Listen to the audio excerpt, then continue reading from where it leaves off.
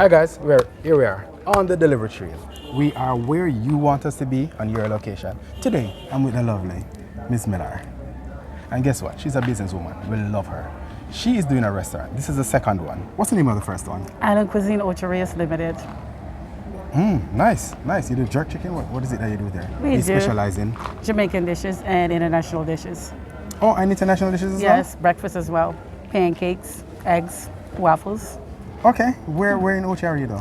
Right is upstairs Sandcastle, near Turtle Tower. How long you been there? This is my second year in business. Oh, all right, good. You're a newbie. Yeah. How you liking it so far though? Challenging. Challenging. The challenge is good. It means you're trying.